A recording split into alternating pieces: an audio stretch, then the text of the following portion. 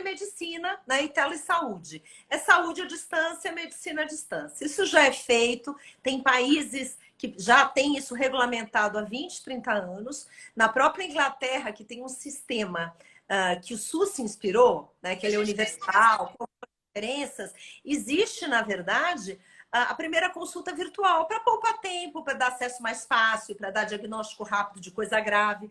Então, a gente protocolou e aprovou no início da pandemia, porque os médicos não podiam ir para o hospital, os pacientes não podiam ir para o hospital, e isso não era regulamentado. E agora, passada a pandemia, a gente está fazendo uma regulação permanente, e o objetivo, Leda, é dar acesso à saúde para as pessoas que não têm condição, onde o médico não chega, que ficam anos na fila. Então, eu acho que pode contribuir bastante para a sustentabilidade do SUS.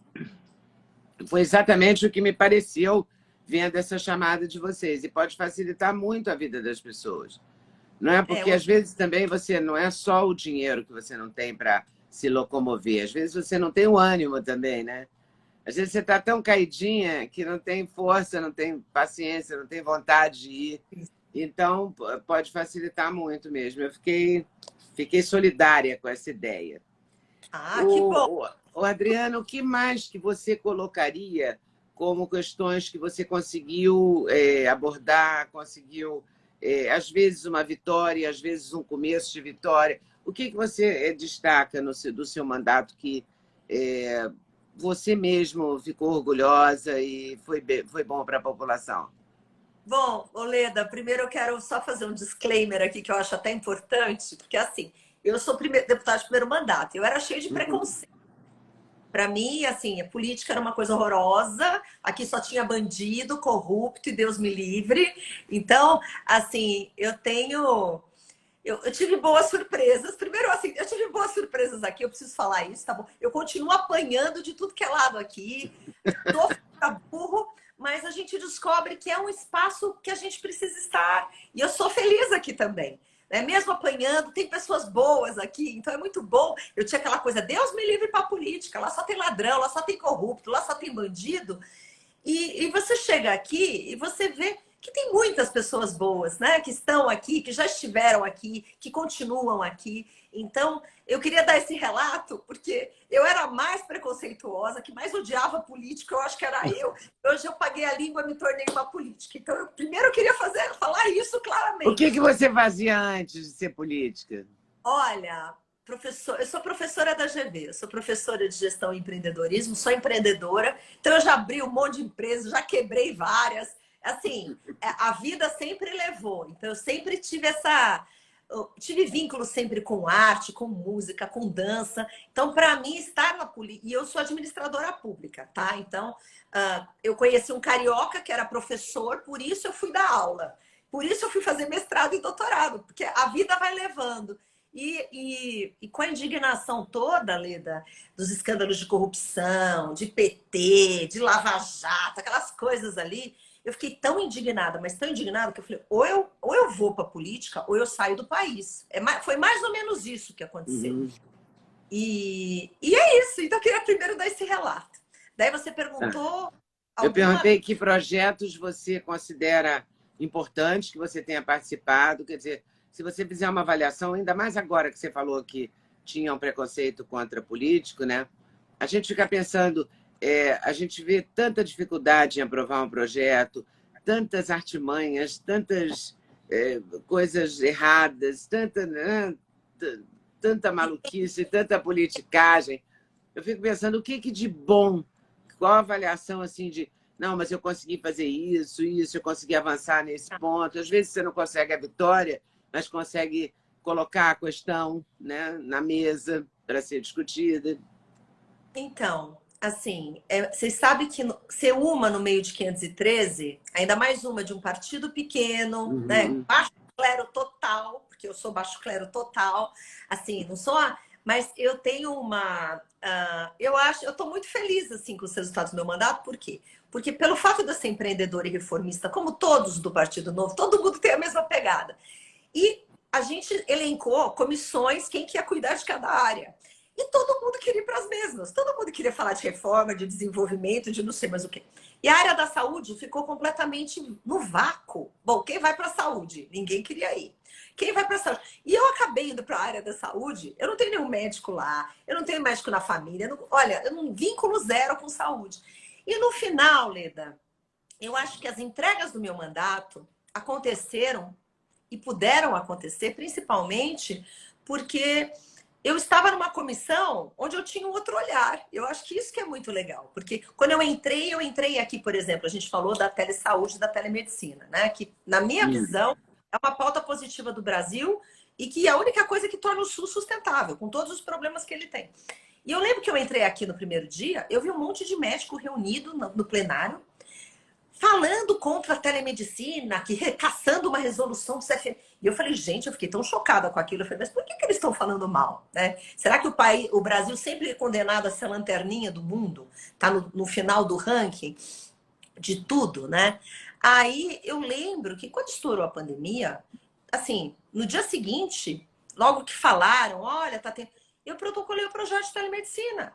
E em menos de um mês, ele estava sancionado pelo presidente Bolsonaro. Então, foi uma coisa que eu peguei um momento, acho que é muito espírito empreendedor, e fui lá e fiz. E eu estava na comissão do Covid. Ao longo dos 2 anos, eu estava aqui todas as semanas, né? Porque aí eu falava assim, eu estou representando as pessoas, se eu não vou, quem vai? Então, eu lembro que muitas vezes viajava no avião 5 pessoas. E eu estava aqui na comissão.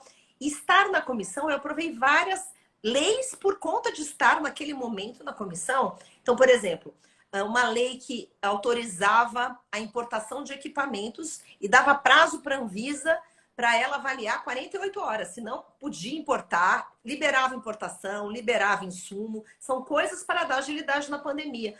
Liberação de fundos, eu aprovei outras 5 leis, além das 4 leis, eu aprovei 5 projetos de lei que eu só tive felicidade na Câmara dos Deputados, né? Um de combate à corrupção, que no Senado não andou e está engavetado, outras de educação essencial, que eu queria que as crianças voltassem, as escolas estavam fechadas, eu estava indignada, e algumas outras leis ligadas à pandemia em si.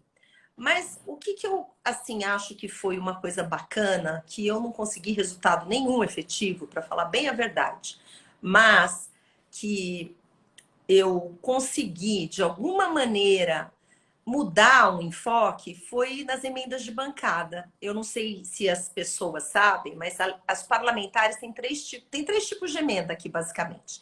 Né? Tem a emenda individual, que cada deputado federal e senador tem 16 milhões por ano para destinar para o hospital. Né? Isso o parlamentar tem. Tem as emendas de comissões, as comissões temáticas, mas o valor é ridículo, então vamos deixar para lá porque nem conta. E tem emendas de bancada. O que são emendas de bancada? Emendas de bancada, cada bancada tem um valor anual que pode destinar para obras de grande vulto, estruturantes e tudo mais. Então, por exemplo, a bancada mineira tem 250 milhões por ano. A bancada paulista também tem, certo? Só que normalmente feito. Os parlamentares de algumas bancadas dividem esse dinheiro. Falam, quantos deputados tem aqui? Cada um pega o seu tal. E eu lembro que eu entrei na reunião da bancada paulista, no começo do meu mandato, acho que tinha 2 meses, e eu vi o coordenador ali na frente falando que a gente ia pegar aquele dinheiro e ia mandar não sei quanto para o hospital tal, não sei quanto para o hospital tal, e não sei quanto para o hospital tal. Eu levantei a mão, bem professora, bbem chata, bem ingênua. Falei assim, desculpa, mas qual que é o critério? Por que tá mandando para esses hospitais? E eu lembro que ele ficou olhando para mim com aquela cara de que quem é essa que caiu daqui para fazer uma pergunta dessa? Ele falou, como assim? Eu falei, qual é o critério técnico que você está usando para destinar para esse hospital, para esse hospital, para esse hospital? Ele olhou e falou, não tem critério técnico, é critério político.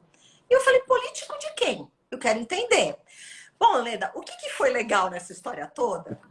É que a partir daquele momento, eu lembro que eu fui no Ministério da Saúde, na Secretaria de Saúde de São Paulo, e eu queria arrumar um critério para distribuir não para 8 hospitais, mas para todo hospital que atendia a SUS com base em produtividade.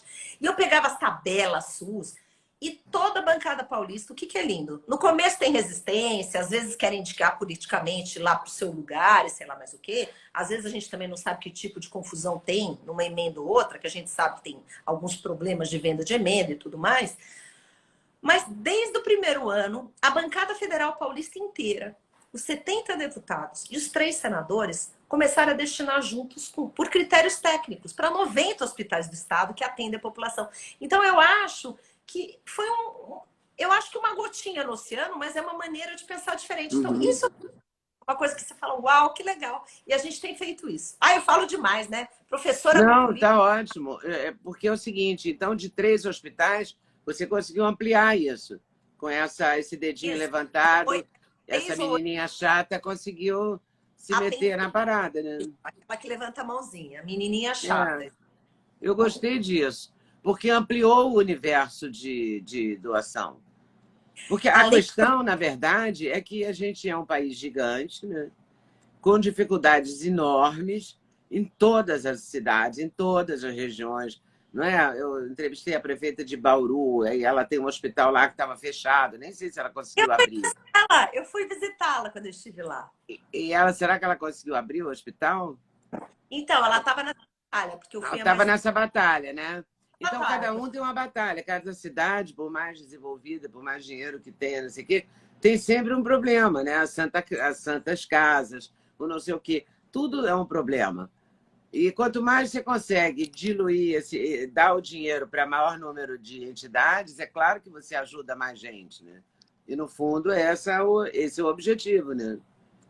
Mas eu acho que tem uma coisa que permeia tudo isso, que aí a gente pode falar de todo tipo de destinação de recurso e várias outras coisas que eu acho que a gente precisa discutir muito critérios, coisas baseadas em evidências, em fatos, em números, né? Porque aqui é tudo muito, eu acho, né? Não interessa se é bom ou ruim, eu destruo porque foi o outro que fez. As políticas públicas não têm continuidade. Então, assim, eu acho que o Uhum. Brasil perde. Então, o fato de você perguntar, eu sempre pergunto, eu sou a chata mesmo, tá? Minha fama é chata. Eu tenho 2 apelidos horrorosos aqui. Falam que eu sou. Assim, o Marcel, o Paulo Ganimi e tal, falam que eu sou irritantemente chata, porque eu encho tanto a paciência. Mas eu encho tanto a paciência. Eu brinco que uma vez o Rodrigo Maia, eu enchia tanto projeto meu de corrupção que duplicava as penas para quem enfiava a mão no dinheiro da pandemia. Né? Foi ideia de um cidadão. E eu olhava para a cara dele e falei: meu projeto, presidente, vai pautar? Ele não deixava ele entrar no plenário, sair do plenário. Eu irritava tanto ele. Ele fez uma audiência só com o meu projeto às 11 da manhã. O único projeto da pauta de tanto que eu irritava. Então eles brincam, falam: você é tão chata que até sessão exclusiva você já conseguiu. Gostou do corte que você acabou de ver? Vale a pena conferir com certeza, né? Então vai conferir muitos outros cortes no canal de cortes Leda Nagli. É claro que a entrevista completa você vai conferir no YouTube Leda Nagli, canal Leda Nagli do YouTube, você não pode perder de jeito nenhum. Valeu, tô te esperando, hein? Vem nessa!